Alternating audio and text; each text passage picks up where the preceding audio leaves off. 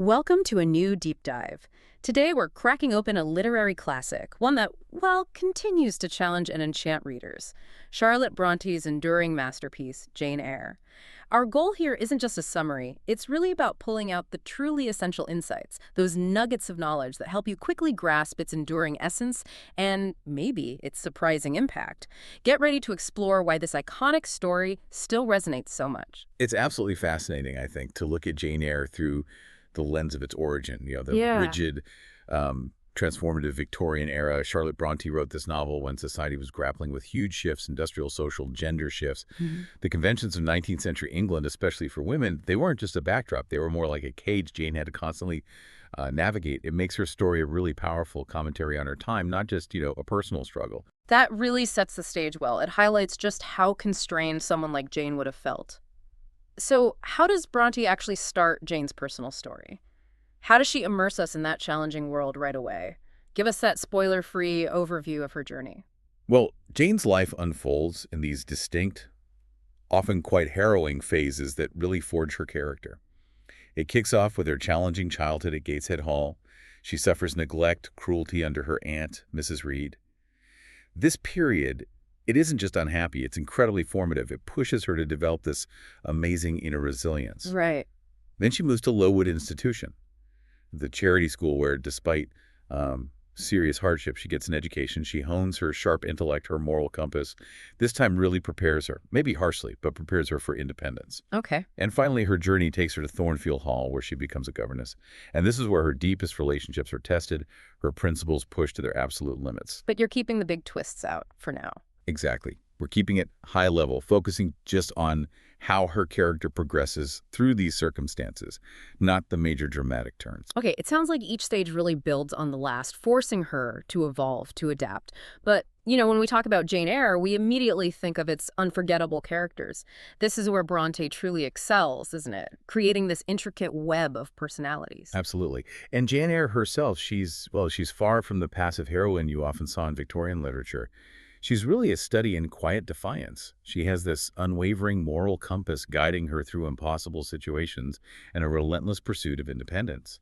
She thinks, she feels, she acts with an integrity that's just remarkably ahead of her era, often clashing with what society expected. And then there's Mr. Rochester, the master of Thornfield. He's such a complicated figure. Is Bronte asking us to sympathize with him, or is he maybe more of a vehicle to explore something, I don't know, darker about society or himself? Rochester is definitely a paradox. Yes, he's charismatic, intelligent, sure, but also brooding, secretive, and deeply flawed.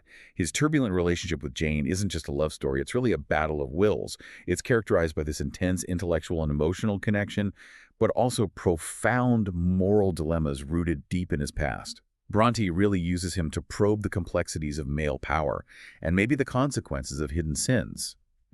And if Rochester sort of embodies those dark secrets, well, Bertha Mason is almost the physical embodiment of them.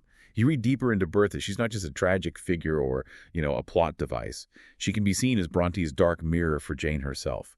She kind of represents the wild, untamed desires, the suppressed rage that Victorian society tried so hard to crush in women. Her presence is this visceral consequence of the era's patriarchal constraints. Wow, okay. So Bertha isn't just the mad woman in the attic. She's a psychological and societal reflection. That's a powerful way to put it. What about St. John Rivers? He offers a completely different path for Jane, doesn't he? Almost a spiritual challenge. He really does. St. John Rivers serves as a striking contrast to Rochester, a very deliberate contrast. He represents a path of duty, religious fervor, self-sacrifice. He challenges Jane's desires for earthly love, for personal fulfillment. But while he's outwardly moral, his cold, demanding nature ultimately reveals a different kind of control. It's one that would probably extinguish Jane's inner fire, her spirit. Right, a different kind of prison, almost. And we can't forget Mrs. Reed from Jane's childhood. It's easy to just dismiss her as cruel, but what specific influence did she have on Jane's development? Well, Mrs. Reed's early influence is absolutely crucial. It's her specific brand of cold, dismissive cruelty rather than, say, overt physical abuse that subtly teaches Jane the importance of internal validation. This early hardship basically forces Jane to cultivate her inner strength from a very young age. It sets her apart from other literary heroines who might constantly seek external approval. That makes sense. And these characters, in their intense, often conflicting interactions, they weave together this dynamic tapestry that explores the novel's deepest themes. Okay, that brings us to a critical question then.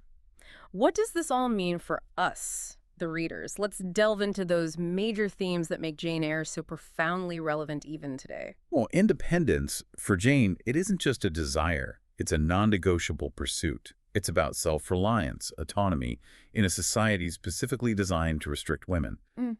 She just refuses to be defined by her lack of social standing or wealth. She's constantly seeking a place where she can stand on her own 2 feet. And that unwavering independence is so central. But does Bronte ever show us the cost of it for Jane? Are there moments where her principles isolate her or, make her journey even harder? Oh, absolutely. Yeah. Her unwavering morality, that's another core theme, Mm. and it often puts her in very difficult, very lonely positions.